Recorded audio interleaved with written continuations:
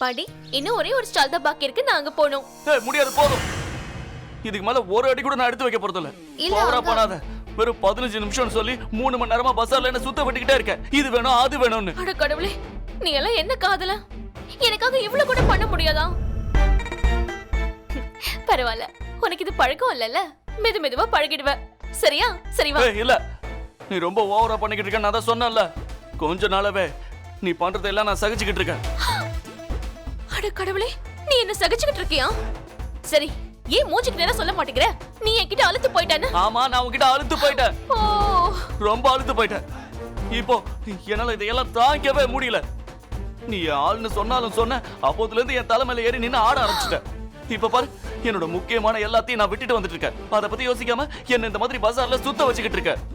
சத்தியமா சொல்றேன், இது வரைக்கும் யாருமே என்ன இந்த அளவுக்கு டென்ஷன் பண்ணதே கிடையாது. அப்புறம் நீ பண்ற வேலைக்கெல்லாம் தலையை ஆட்டி ஆட்டி எனக்கு மூச்சு அடைக்க ஆரம்பிச்சிடுச்சு. இதுக்கு முன்னாடியே நான் நல்லா இருந்தேன், தேவையில்லாம உன்கிட்ட வந்து விழுந்தேன். அப்படியா? ஒருவேளை இதான் உன் முடிவுனா சரி, எனக்கும் சம்மதம் தான். நான் நீ சந்தோஷமா இருக்கிறத பார்க்க விரும்புறேன். அப்புறம் தேங்க்யூ என் கூட ஷாப்பிங் வந்ததுக்கு.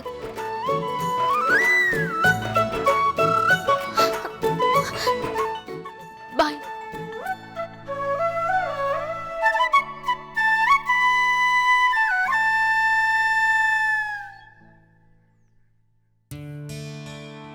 நான் என்ன சொல்றேன்னா பாண்டி நண்பா, இப்ப அந்த இடத்தோட எல்லா விவசாயிகள்ட்ட இருந்தும் நமக்கு கையெழுத்து கிடைச்சிரும். அதுக்கப்புறமா எல்லாமே செட் ஆயிடும் நமக்கு. நீ கவலைப்பட வேண்டிய அவசியமே இல்ல நண்பா. அதுக்கப்புறமா நீ பஞ்சாயத்தோட தலைவர் ஆயிடுவ. அப்புறம் நம்ம எல்லாருக்குமே ஒரே கொண்டாட்டம் தான். என்ன சொல்ற நண்பா? நீ என்ன யோசிச்சுட்டு இருக்க? ஒருவேளை நாட்டாமை ஆனதுக்கு அப்புறம் எப்படி இருக்க போறேன்னு கனவு கண்டுட்டு இருக்கியா? என்ன அப்படிதானே நண்பா? சொல்லு நண்பா, அப்ப அண்ணி உன் கூட இருப்பாங்கல்ல. நண்பா, இப்ப என்னாச்சு? நீ எங்க போற? இப்ப தடுக்க வேண்டியது அவ்வளவு அவசியமா? நான் உன்னை காத்தாடி விட போல, ஒரு முக்கியமான வேலை இருக்கு. பாருப்பா, நான் உனக்கு எத்தனையோ முறை புரிய வைக்க முயற்சி பண்ணேன், ஆனா அவன் புரிஞ்சுக்கவே மாட்டேங்கிறான். நான் என்ன பண்றது? அது மட்டும் இல்லாம எனக்கு நல்லாவே தெரியும், இது காதல் கீதெல்லாம் எதுவுமே கிடையாது. இது வேற அவனோட விளையாட்டு மட்டும் தான். அவன் பிடிவாதத்தை ஒழிக்கணுங்கிறதுக்காக தான் நான் இவ்வளவு பெரிய டிராமா போட வேண்டியதாயிடுச்சு. காதல் டிராமா போட்டேன், அப்பதான் அவன் என்கிட்ட அழுத்து போய் என்னை விட்டு ஓடி போயிடுவான். அட, ஒருவேளை நான் இவ்வளவும் செய்யலனா அப்புறம் என்ன பொண்ணு கேட்டு எனக்கு வீட்டுக்கே வந்திருப்பான்.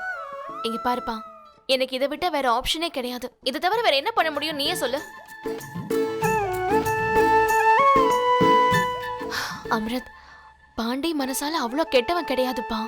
ஆனா அவன் ரொம்ப இம்மெச்சூர்ட். அப்படிப்பட்ட ஒரு ஆள் கூட எப்படி நான் என் வாழ்க்கையை வாழ முடியும் சொல்லு? அவன் பொறுப்புன்னு வந்துட்டா ரொம்ப கேர்லெஸ்ஸா இருப்பான். எப்படின்னா அது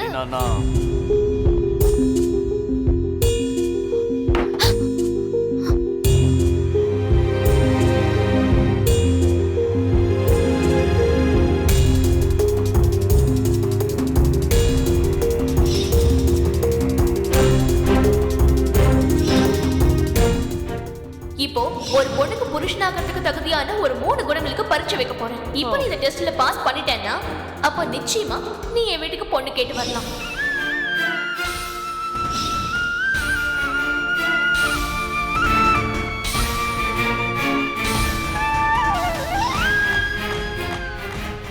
பாண்டி, நீ நீ எதுக்காக வந்தேன்னா,